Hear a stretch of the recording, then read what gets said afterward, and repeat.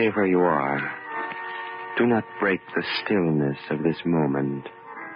For this is a time of mystery. A time when imagination is free and moves forward swiftly, silently.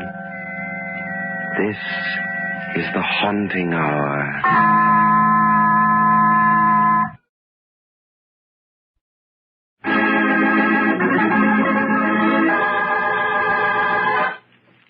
The Hands of Mr. Smith.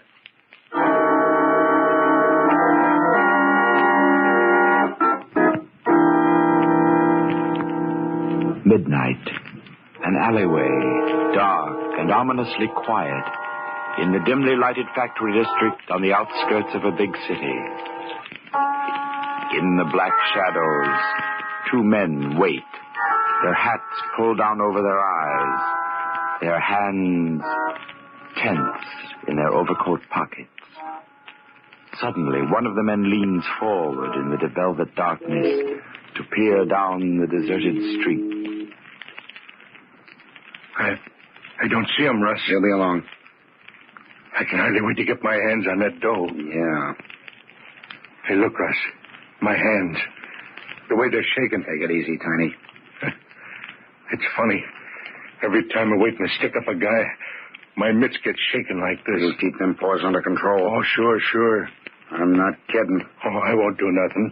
I won't touch the guy. Remember that. But why don't he come, Russ? Get back here. But where is he? I can see the factory door, but he ain't come out yet. Get back here, I said. Okay. Listen. A car's coming. Cops. Huh? Police car. A couple of lousy cops. Shut up. But maybe they'll spot our car. Maybe they'll stop and start looking around. I said shut up. Oh, look, they're going by. They ain't stopping. Stand still. They turned the corner. Oh, that's better. Gee. Now my hands are shaking worse than ever. I told you to keep them big paws quiet. I'm trying to, Russ. A guy can't do more than that. Don't do it. When this cashier comes along, keep your hands in your pocket, and you won't be tempted. I'll remember. I won't touch him, Russ. Here he comes. Are you sure? That's him. He's all alone. He just came out of the factory. He's carrying something. A paper bag. He's got the dough in a paper bag. This is one trip to the bank he ain't never going to finish. Steady now. Okay, mister, get him up. Well, who are you? Get him up, the man said. Take the bag, Tiny. Don't shoot. I won't yell. He won't yell, he said. Take that bag, Tiny, you sap. I don't like this guy. Keep your hands down, Tiny. Give me that bag. Sure. I said I would. How much is in here? $3,000. 3,000. Listen, you punk. Stop. Go of me. Cut it out, Tiny. But only 3,000, he said. Stop. You're joking. I don't like you. Let go of him, Tiny. But I don't like him. He looks like the guard in the big house. I give the money. Yeah, and I've given you something. Stop, Tiny. Let go or I'll knock you cold. Now, this guy won't stand still. Drop him. Let go. Okay. I'll let him go. You killed him. Huh? You killed him, you sap. He's dead. But he looked just like that guard that slugged me. Get in the car. We're going to leave him here? Get in the car, I said. Where's the door? I got it. Get in. Move. Address him laying there. Suppose them cops come back. Shut the door. We're getting out of here.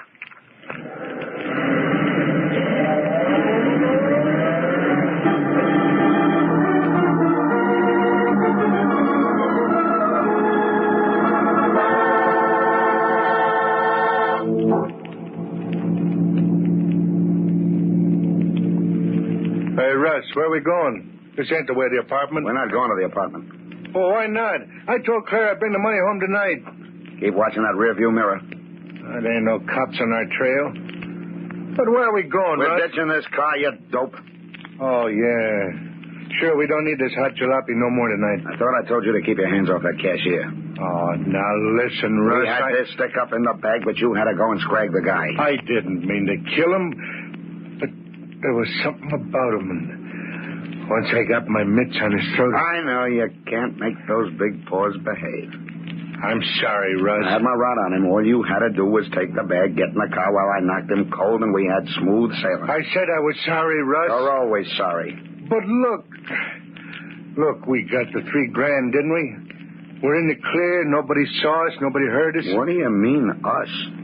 I didn't kill him. Hey, What's the matter? back there.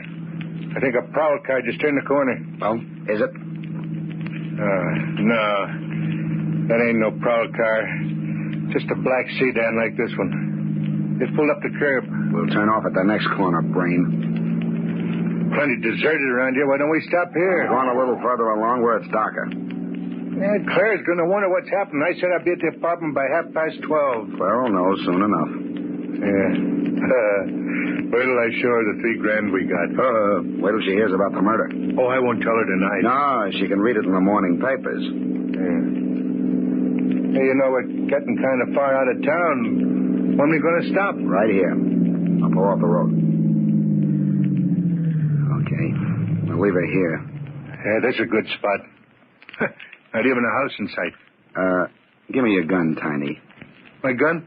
Your gat. Give it to me. But what for? To keep you out of trouble. Now listen, Russ. Now, we're leaving this car. We're walking to the nearest bus line. If there's a cop on the bus and he looks at you twice, you're going to start shooting, so hand over your rod. Okay, here it is. That's better. And now, Tiny, give me the money. Huh? The paper bag with the money. Hand it over. Hey, what is this? Give me the money, Tiny. Oh, sure. Here it is. Come on, now let's get out of this car. Sit still. Huh?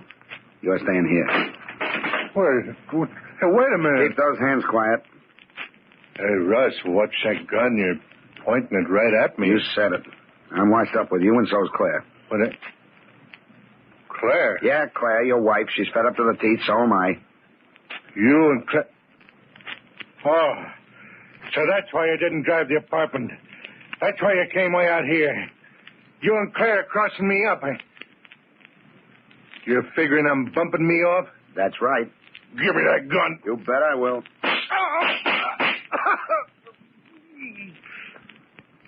Oh, Russ, I'll get you for this.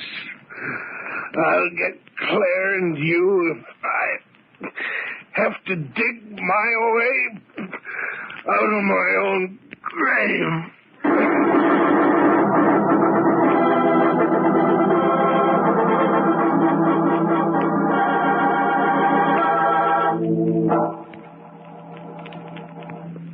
We gotta beat it, Russ. We gotta pack up and beat it out of here tonight. What, at 2 o'clock in the morning? Not on your life. We're staying here until this whole thing blows over. But that cashier, maybe the cops have found him already.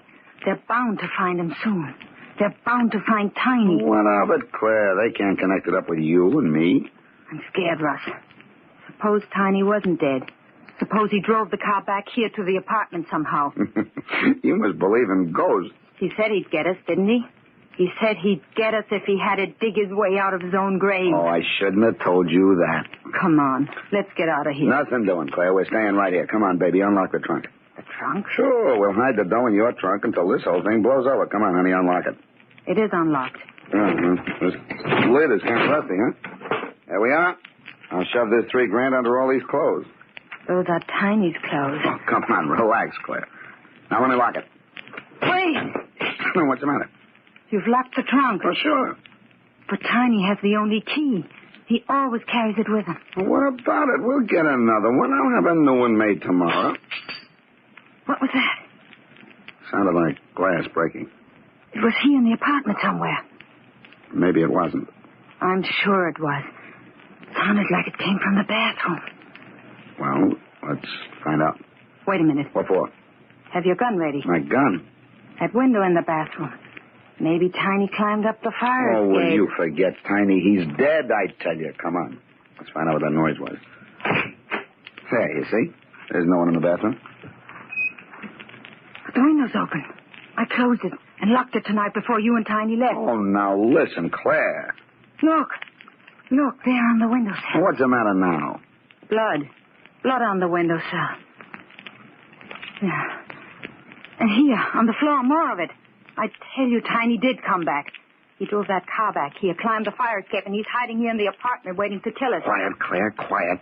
I'm getting out of here. No, you're not. You go flying down the street at this time of night, and some cop will pick you up as sure as my name's Rogers. But that blood on the cell, on the floor, the window open. Oh, wait a second.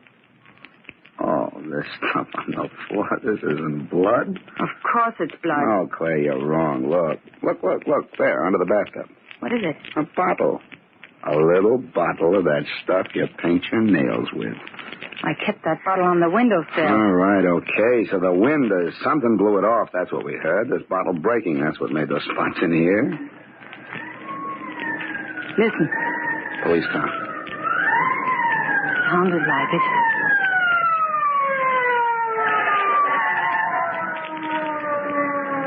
Stopped in front of the building. Someone crying out. Come out of the living room. Suppose they followed Tiny here.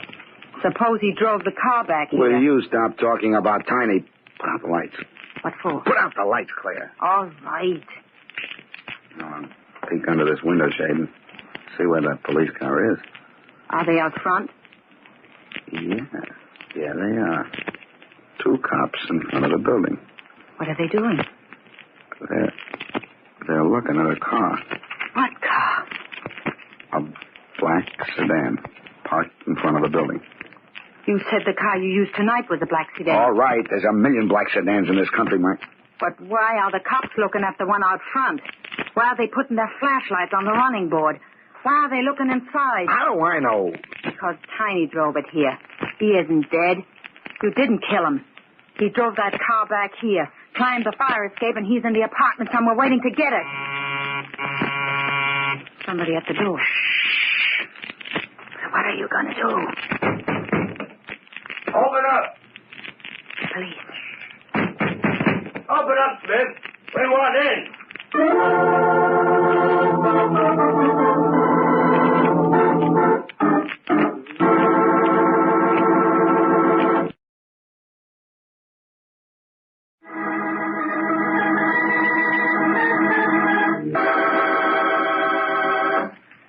Now, back to our story. The Hands of Mr. Smith.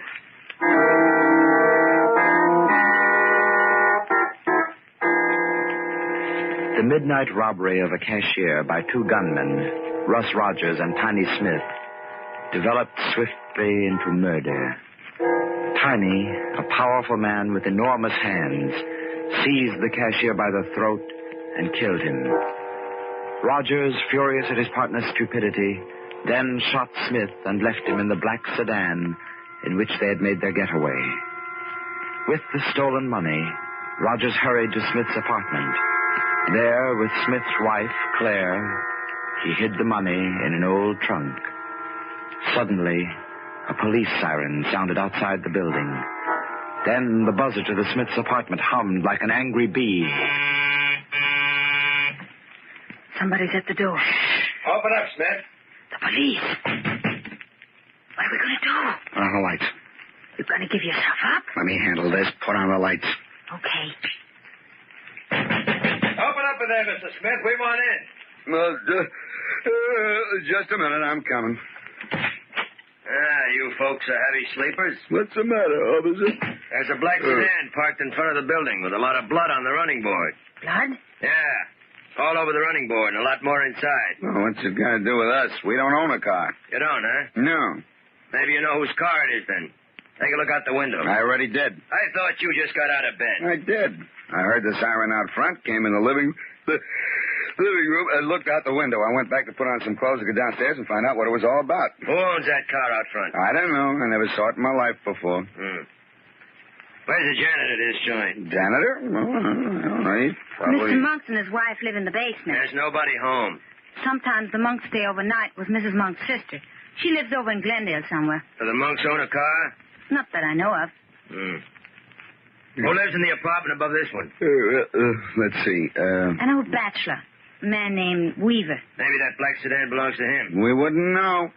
Okay, folks. Sorry to get you out of bed at this time in the morning. That's all right, officer. I'll go up and talk to this Weaver guy. Maybe that stuff on the running board ain't blood, huh? It's blood, all right. Good night. Good night, officer. You're lying to me, Russ. The black sedan out front is the one you killed Tiny in. Now listen, Claire. Tiny didn't die.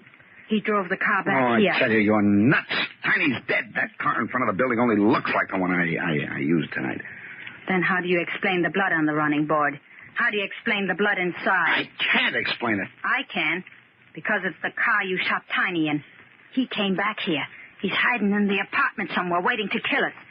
He said he'd dig his way out of his own grave to get us. Oh, what a sap I was to tell you that. Let's get away, Russ. Let's beat it out of here. And leave that $3,000 locked in the trunk? Why did you have to lock that trunk? I told you Tiny had the only key. And I told you I'd have another key made in the morning. Listen. I heard it. Somebody's out in the kitchen. Oh, don't be a sap. There's no one in this apartment but you and me. Then what was that noise? I don't know. Probably the cat knocked over something on the kitchen table. There it is again. I tell you, Tiny's here. And he's dead. He's dead. Do you hear me? In that car, 2 miles away. Wait. Where are you going? I'm going out in the kitchen. Don't leave me alone. I'm not leaving you alone. You're coming with me. Maybe you believe in ghosts. I don't. Come on. Look. Look, in the bedroom. Oh, it can't be. That's impossible. I knew it. I knew he'd come back. But it can't be. It can't be Tiny. We're seeing things. Why doesn't he say something? Why doesn't he do something? Why does he just lie there on the bed? I'm going in the bedroom. No, don't go near him. I'm going to get the key to that trunk. Don't touch him, Russ. Don't go near him. But Tiny has the key. You told me I got to get it out of his pocket. We'll get the money and beat it. He isn't breathing. His eyes. I can't look at them. All right, steady now. I'll slip my hand in his pocket. I got it. I got the key. Hello, Russ. Let go of my wrist. I said I'd come back, Russ. Let go of my wrist. Drop the key. Claire, get the gun out of my back pocket. A gun won't help you, Russ. You ought to know that now. You're breaking my wrist. Then drop the key on the bed. Okay. I dropped it. That's my pal. Claire. Don't come near him, Claire. Take the key, Claire. Don't come near him, I tell you. Pick up the key. Come around on the other side of the bed and get it. Yes, Tiny. You've always been a good wife, Claire. Take the key. The money we got tonight belongs to you.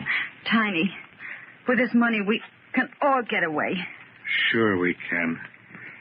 Pick up the key. Don't be afraid. All right. I will. Now. Stop! Let go of me! Now we're all together again. Your hand is breaking my wrist. We're all together again.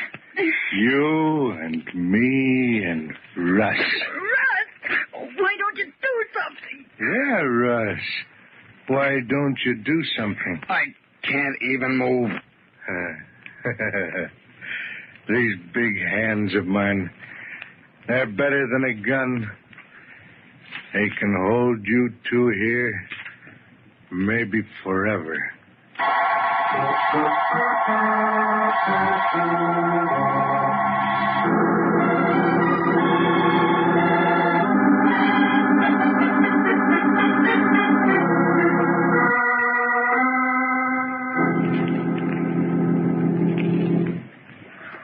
Go on, Monks. Push the buzzer again. Dora, it's only 8 o'clock in the morning. The Smiths don't get up this early. We'll get him up. I'm going to find out about this. I'm going back downstairs and finish my breakfast. You are not. You're the janitor of this building, and you're supposed to know what's going on with the tenants. That don't mean I got to wake him up and ask him foolish questions. I want to know if the man we heard about on the radio is our Mr. Smith. It can't be. How do you know? Go on. Push the buzzer. We've had enough trouble last night over to your sister's house. Why go looking for more? This ain't looking for trouble. If it was him, we got to know sooner or later, and I want to know now. Sure going to be mad. I want to know, that's all. You never can tell with tenants. Who'd think that mild old Mr. Weaver was the kind to go out hunting wild animals? That's different. All right. Stop the buzzer, Monks. You buzzed long enough to wake the dead. For crying out loud, Dora. This is a fine way to start the day. I haven't Try the door. I haven't... The door, Monks. Go on, try it. Maybe it's unlocked. Right.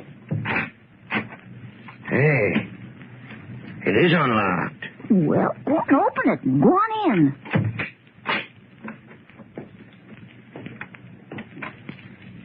Hey, they got the lights in the living room all turned on. I knew it. I tell you, there's something wrong with them Smiths. For crying out loud. Do you see what I see, Dora? Money. It's money laying all over the floor. They must have been storing that money in that trunk. Look, it's open. Yeah. Some money inside of it, too. Well, the Smiths never had so much money. As far as we knew. There was always something fishy about them Smiths. And their friend, too, Mr. Rogers. Yeah. Hey, what are we going to do? There's someone in the bedroom. It don't sound like Mr. Smith. No, that's not Mr. Smith. Come on, let's get out of here. Are you crazy? We're going to find out what's the matter here. We're going into that bedroom. No, be careful, Dora. There's no telling who it is. Wait. Don't go no further. Hey, it's Mr. Rogers. Yes. What in the world's happened to him? Listen to what he's saying. That car with blood all over it. That was Tiny's car. He came back. Oh, he must have seen Mr. Weaver's car outside with all the blood on it. You'd better tell that old gent that he's scaring the other tenants. It's none of our business if he wants to go off shooting wild animals, but to bring him home dripping blood, it's enough to scare the wits out of anyone. Blood dripping. It was Tiny's blood. Now, Mr. Rogers, that was deer blood. Mr. Weaver's upstairs went hunting yesterday. No, make them let me go. Make them take the cuffs off. Cuffs? Tiny did it. He clamped me to the bed. You're not clamped to the bed, Mr. Rogers. Your sleeve's caught in the rod at the edge of the bed. Monks, look at his hair. He didn't have white hair when he was here yesterday. What happened, Mr. Rogers? What happened to you? Tiny did it. He put his hands around her throat. Tiny did it. Oh, he's out of his head. Dora, it's true. On the other side of the bed, Mrs. Smith. She's on the floor. Oh, maybe she's fainted. No, there's marks on the neck. Say, Rogers, cut the act. Maybe you killed her. Tiny did it. With his hands on her throat, make him get off the bed. Make him get off the bed and open these cups. Make him get off the bed. There's no one on the bed, Mr. Rogers. Don't lie to me. I can see him. He's right in front of me lying on the bed. But, Mr. Rogers, the bed's empty. The spread hasn't even a wrinkle in it. But I see him. I see him. It's Tiny, I tell you. It couldn't be Mr. Smith. Even if something was there, it couldn't be Mr. Smith. It couldn't? No, he was killed. Police found him with 4 bullets in him. He was in a black sedan, they said. We heard it on the radio this morning. They found him dead about 2 miles from here. Yes, they described him on the radio, too. And we knew it was Mr. Smith. He died about 12:30 last night. Yeah, they said he had big hands, like Mr. Smith. But the funny thing is, he had a key in his hand. A key? Yes, Mr. Rogers, a trunk key. A little trunk key in one of his great big hands.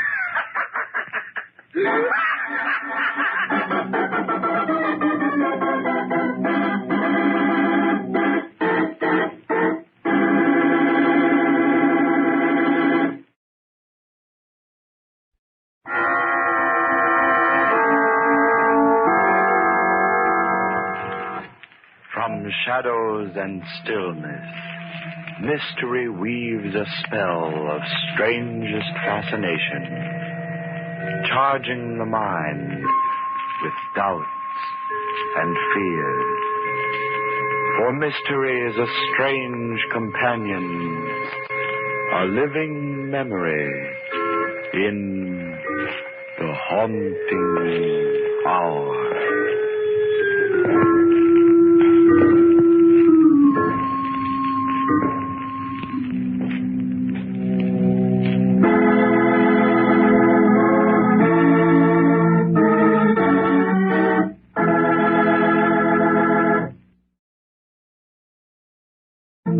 Spooky Ventures is the home for spooky content and spooky merchandise on the web.